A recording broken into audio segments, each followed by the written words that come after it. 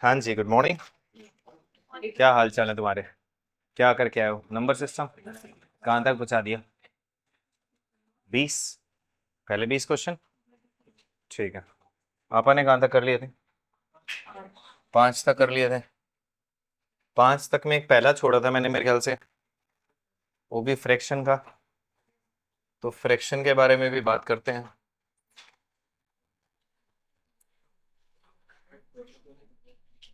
ठीक है, चलो पहले फ्रैक्शन के ऊपर बात करते हैं, फिर आप आगे बढ़ेंगे।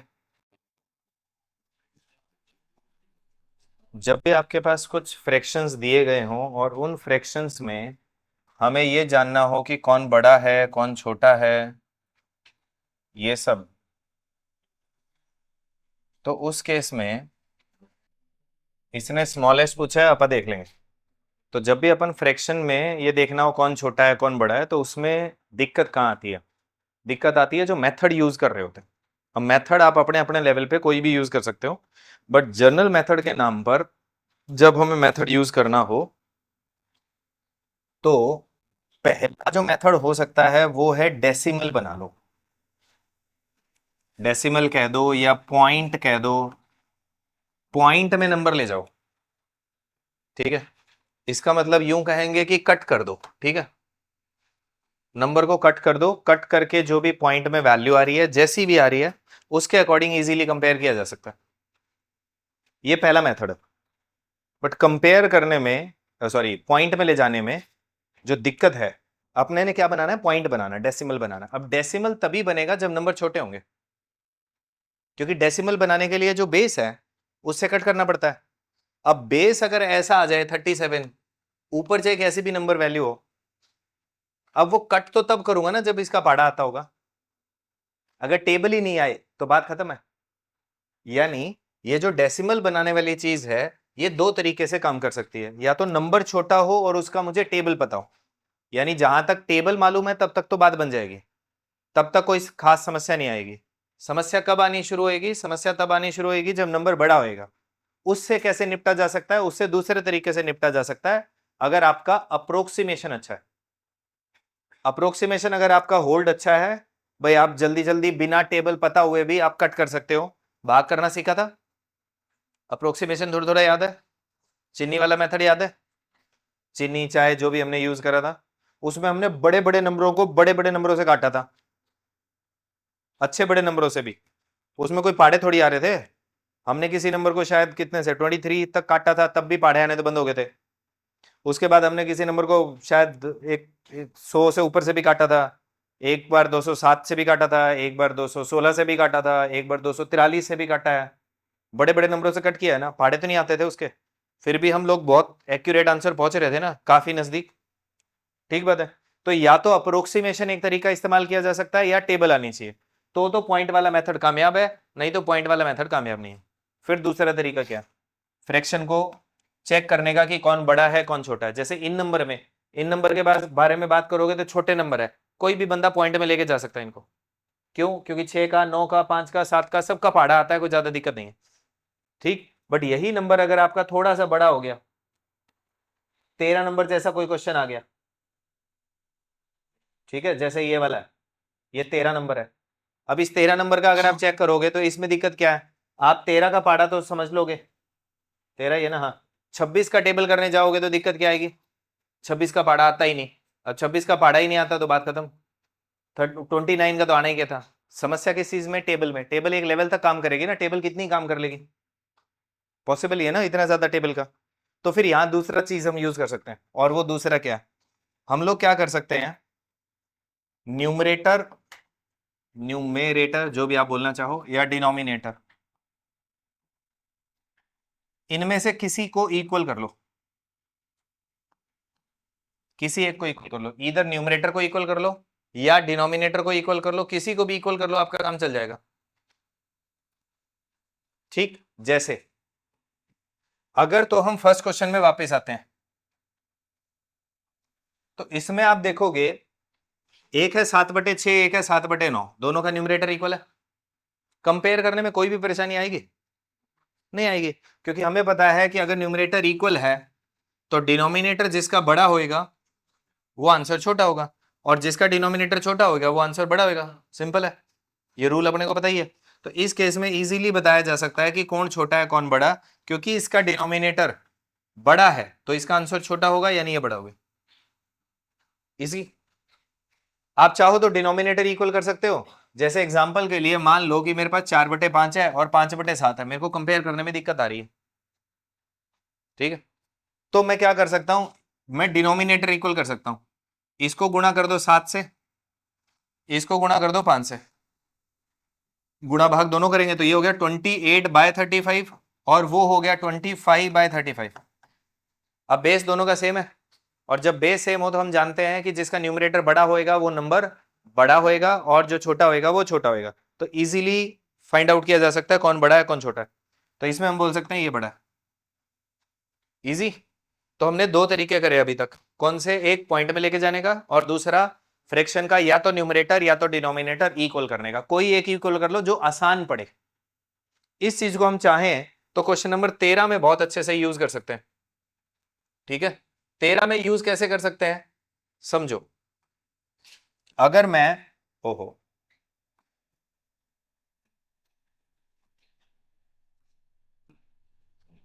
9/13 को अगर कंपेयर करने लग गया किसके साथ, 17/26 के साथ, तो मेरे को परेशानी आ रही है। बट एक नंबर और भी मैं ले रहा हूं इसके अंदर, 33/52। इनका चेक करो तो इजीली डिनोमिनेटर इक्वल करा जा सकता है, क्योंकि ये सारे के सारे 13 के पाड़े में आते हैं। तो अगर इसको मैं 4 से गुणा 4 से भाग कर दूं, इसको 2 से गुणा 2 से भाग कर दूं, तो सबके डिनोमिनेटर सेम हो जाएंगे। 4 से गुना किया तो 36/52 हुआ, 2 से गुना किया तो 34/52 हुआ, और ये 33/52 हुआ। सोचो एक तो मैं इनको कंपेयर करता इन नंबर्स को, तो कट करने में तो परेशानी होती, अब इनको कंपेयर करने में क्या जोर आता है। बेस सबके सेम है, जो सबसे बड़ा है वो बड़ा है, जो छोटा है वो छोटा है, कोई भी बता सकता है। तो बिना टेबल के भी काम चल सकता है, डिनोमिनेटर पता चल जाए। बट अभी हमें क्या चाहिए इनमें से, स्मॉलेस्ट। तो सबसे स्मॉलेस्ट ये है फिलहाल इन तीनों में। बचा कौन अब, 28 इसमें तुम अंदाजा भी मार दोगे ना पॉइंट का, तो साफ दिख रहा है कि इसका आंसर 0.9 के करीब है, और इसका आंसर जो है वो 52 के हिसाब से देखूं तो लगभग 0.6 के आसपास कहीं जाएगा। 50 भी मान लू तो 50 गुना 6 किया तो वही 303 के आसपास कहीं है ना, 33 के आसपास जाएगा, तो 0.6 के आसपास जाएगा। इजी। अब ले लो पॉइंट, मतलब यूं नहीं है कि जरूर आप अगर बटे सेम करने लगे तो सबका ही बटे सेम करना जी, इनका और करो जी, ना ना, मैं इतना टाइम खराब थोड़ी आ रहा है मेरा कि मैं इनको बराबर करूंगा। मेरे को तो जो अच्छा लगे मैं वही करूंगा। इसमें मुझे पॉइंट ज्यादा बेटर लग रहा है, इसमें मुझे बटे बराबर करना बढ़िया लग रहा है, तो जोन सा आसान लग जाए वो तरीका यूज कर लो। तो न्यूमरेटर इक्वल हो सकता है, डिनोमिनेटर इक्वल हो सकता है, एक तरीका। दूसरा पॉइंट लेके जा सकते हो। तीसरा तरीका क्या यूज कर सकते हो, तीसरा तरीका यूज कर सकते हो क्रॉस मल्टीप्लाई। असल में वो है तो इसी का पार्ट, लगभग लगभग के नाम पर भी मैं बोल देता हूं, ये इसके बराबर होता है वो एक्चुअली। तो क्रॉस मल्टीप्लाई छोटे नंबरों में भी काम कर जाता है, थोड़े थोड़े मीडियोकर नंबरों में भी ठीक काम कर जाता है, ठीक है, अंदाजा मारने में भी काम आ जाता है। जैसे अगर मेरे पास, मैं वापस से फर्स्ट क्वेश्चन पे आ जाऊं, फर्स्ट पे ही आ रहा हूं, तो 7/9 और 7/6 में से तो इजीली पता चल जाएगा कि छोटा कौन है, 7/9।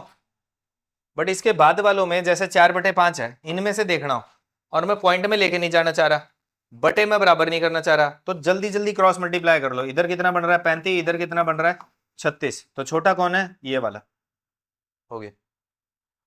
अब तुम्हारा सवाल हो सकता है ये काम कैसे कर रहा है। एक्चुअली ये काम जो ना इसके तरीके से कर रहा है, डिनोमिनेटर इक्वल हो रहा है, ठीक है। डिनोमिनेटर इक्वल करने का तरीका ये कैसे, इसको हम लोग असल में गुना कर रहे हैं, इस वाले नंबर को और इस वाले नंबर को 5 से गुना 5 से भाग, 9 से गुना 9 से भाग। अब क्योंकि नीचे 5 और 9 दोनों हो जाएंगे और इधर भी क्या हो जाएंगे 5 और 9, तो बेस को मैं गुणा करके देख ही नहीं रहा हूं, मैं बेस बस छोड़ रहा हूं। ये मान ले रहा हूं कि इसका 5 इसके साथ गुणा हो जाएगा और इस वाला 9 इसके साथ गुणा हो जाएगा। क्योंकि बेस सेम होंगे तो जो डिसाइड करना है वो किसने करना है, न्यूमरेटर ने। जिसका न्यूमरेटर बड़ा होगा वो बड़ा होगा, छोटा होगा वो छोटा होगा।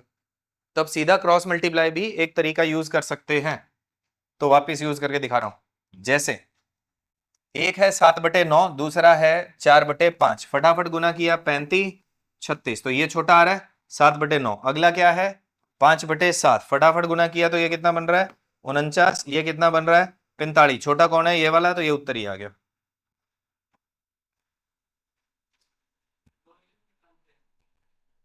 नहीं, कितनों में काम कर जाएगा, बट मेनली ये है कि एक साथ दो को ही कंपेयर करने के काम आ सकता है। क्रॉस मल्टीप्लाई, 3 का क्रॉस तंग करेगा, हो तो जाता है, हो तो जाएगा। जैसे इसमें अगर तीनों में एक साथ क्रॉस करना हो तो इसको गुणा करना पड़ेगा 5 और 7 दोनों से, इसको गुणा करना पड़ेगा 7 और 9 से, इस वाले को गुणा करना पड़ेगा 4 और 5 से। इतना पंगा कौन ले, इससे अच्छा अलग अलग ही कर लूं, ज्यादा आसान पड़ेगा। तो cross multiply is one of the way जिससे आपका काम बन सकता है। एक तरीका और यूज करते हैं कुछ लोग, और वो क्या है, ये मैंने कई बार सुना है, और वो है गैप इक्वल करना। कुछ लोग गैप इक्वल करके भी करते हैं, बट गैप इक्वल वाला जो है ना वो फंसवा सकता है, तुम्हें ध्यान रखना।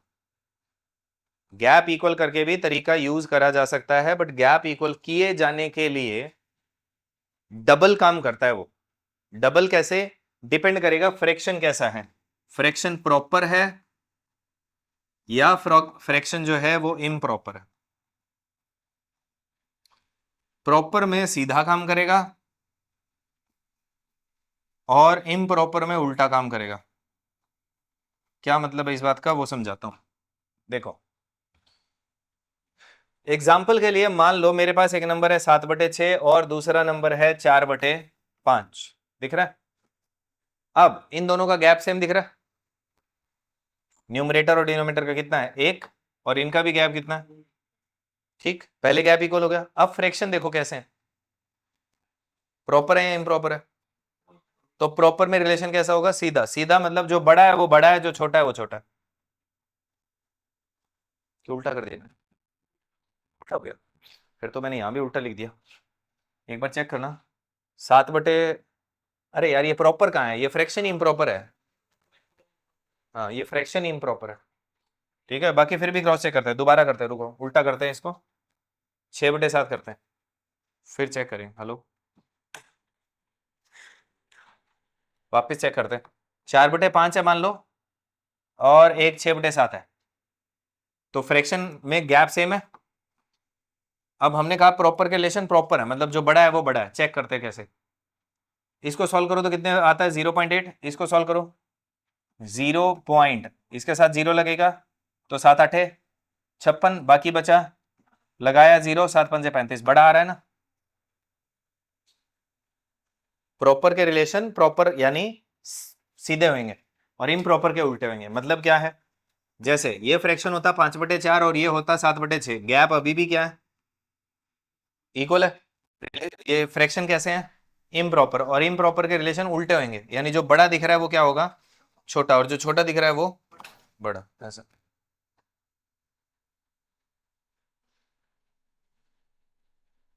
दोबारा सुनो, मान लो मेरे पास एक नंबर है ऐसे ही 12 बटे कुछ भी आ गया, लेट्स से 17, ठीक है, और एक फ्रैक्शन है मेरे पास 33/43। अब मैं यहां ना तो क्रॉस मल्टीप्लाई करने लायक, ना मेरे को यूं लग रहा कि मैं इसका कोई न्यूमरेटर इक्वल कर दूं, ना मेरे को यूं जच रही कि मैं डिनोमिनेटर इक्वल कर दूं, और पॉइंट में ले जाना मेरे समझ में नहीं आ रहा। तो मैं गैप इक्वल कर सकता हूं। इनका गैप कितने का है और इनका गैप, तो अगर मैं इसके गैप को डबल करना हो तो इसको डबल कर दूंगा, 24/34 हो गया गैप इक्वल। अब देखो बड़ा कौन है छोटा कौन है, खत्म हो गया क्वेश्चन। क्योंकि रिलेशन फ्रैक्शन कैसा है, प्रॉपर फ्रैक्शन है ना, तो प्रॉपर के रिलेशन कैसे होंगे, सीधे, ठीक है। सीधे मतलब जो बड़ा है वो बड़ा है, जो छोटा है वो छोटा है। तो इसमें जो बड़े दिख रहे हैं वो बड़े हैं, वो छोटे दिख रहे हैं छोटे। इजी। तो 4 तरीके से आप कभी भी कोई फ्रैक्शन को कंपेयर कर सकते हैं। थोड़ा जल्दी करना हो तो उनमें से जो तरीका जल्दी रिजल्ट दे सकता हो वो यूज कर लेना। कैसे कैसे तरीके हैं, पहला तरीका था पॉइंट में यानी डेसिमल में लेके जाना, दूसरा है न्यूमरेटर या डिनोमिनेटर में किसी को भी एक को इक्वल करना, तीसरा तरीका था क्रॉस मल्टीप्लाई, जो एक्चुअली सेकंड का ही पार्ट मान लो, वो तरीका अलग नहीं है, बट वैसे समझने में अलग लग जाता है कई बार। और चौथा तरीका हम लोगों ने किया गैप इक्वल करने का। तो गैप इक्वल करके भी फ्रैक्शन कंपेयर किए जा सकते हैं, बट उसके लिए ये ध्यान देना जरूरी है कि फ्रैक्शन कैसे हैं। प्रॉपर फ्रैक्शन है तो सीधे रिलेशन होंगे, यानी जो बड़ा है वो बड़ा है, जो छोटा है वो छोटा है। और अगर इम्प्रॉपर फ्रैक्शन हुए तो उल्टे रिलेशन होंगे, मतलब जो बड़ा दिख रहा है असल में वो छोटा नंबर होगा, और जो छोटा दिख रहा है वो असल में बड़ा नंबर होगा। इजी। कुछ लोगों का यहाँ एक क्रॉस क्वेश्चन आ जाता है कि सर एक प्रॉपर और एक इम्प्रॉपर हो, फिर तो सीधा ही इम्प्रॉपर बड़ा ही होगा। प्रॉपर फ्रैक्शन का उत्तर एक से छोटा ही आता है, इम्प्रॉपर का एक से बड़ा ही आता है, तो जो इम्प्रॉपर है उसका आंसर हमेशा बड़ा ही होगा प्रॉपर से। उसमें तो वैसे भी चेक नहीं करना, उसमें भी अगर तुम गैप वैप चेक करने लग गए हो तो मतलब बिगड़ गयो मामलो, दुनिया बस खत्म होने ही वाली है तारी, क्योंकि बाकी तो सब नॉर्मल चल रहा है। हो गया। तो अभी हमने ये पंगे में मत रह जाइयो, कुछ लोगों ने ना गैप को लेकर के एक अजीबोगरीब सिस्टम बना रखा होता है। मैंने कईयों से सुना है ये बात कि सर गैप ज्यादा बड़ा होता है तो नंबर छोटे हो जाते हैं, छोटे हो जाते हैं तो बड़े हो जाते हैं। गैप कम या ज्यादा के कोई रूल नहीं है कि किसी का गैप ज्यादा बड़ा होगा तो वो आंसर छोटा होगा जी, या बड़ा होगा, पता नहीं क्या क्या बना रखा होता है। मैं सबके उल्टे ऑप्शन दिखा सकता हूं तुम्हें। कैसे? मान लो कुछ लोग कहें कि गैप थोड़ा हो तो आंसर क्या होगा तुम्हारे हिसाब से? गैप कम होता है तो आंसर बड़ा होता है ना। कभी सोचा नहीं? जिनने नहीं सोचा वो दोबारा मत सोचियो, कोशिश भी मत करी। जिनने सोच रखा है वो अपनी क्वेरी रखो। हाँ भाई यही कह रहा हूं, किसी साइड हो सकता है वो, पंगे में मत रहियो। कईयों को लगता है गैप कम है तो नंबर छोटा होगा जी। अब इसका आंसर क्या है? 0.5। गैप कितना है? एक का। अगर गैप बढ़ा दूं, गैप बढ़ा दूंगा मतलब है कि एग्जाम्पल के लिए मान लो मैं रख दूं एक को 12 और एक को 20, इसका गैप कितना है? तो गैप बड़ा है तो आंसर क्या होना चाहिए? छोटा। ऐसा लगता है, बट ऐसा है नहीं। 0.6 आंसर आ रहा है, इसका 0.5 और कहोगे और बड़ा कर दूंगा, 0.9 तक ले जाऊंगा मैं तो। हाँ कोई बहुत बड़ी बात थोड़ी है, खुद दिमाग लगा लो, ये 18/20 ही कर लो एक बार के लिए। इससे तो गैप ज्यादा ही है इनका, बट इसका आंसर कहाँ आ रहा है? 0.9। फिर कुछ लोग उल्टा भी बोल देंगे नहीं सर गैप कम होता है तब ज्यादा होता है, या तब कम होता है। नहीं, ऐसा भी कुछ नहीं है, इसका भी कोई रूल नहीं है कि गैप कम हो तब आंसर छोटा ही होगा। नहीं, गैप कम हो तो भी बड़ा हो सकता है। एक एग्जांपल और लेके देख लो, अभी हो जाएगा। कुछ भी ले लो, हाँ इसी में ले लो। ये गैप कितने का है? 2 का। आंसर कितना आ रहा है? हमें गैप बढ़ाना ही है। वापिस से ले लो, ये 12/20 ले लो, इसका गैप बढ़ गया ना, फिर भी आंसर छोटा हो गया।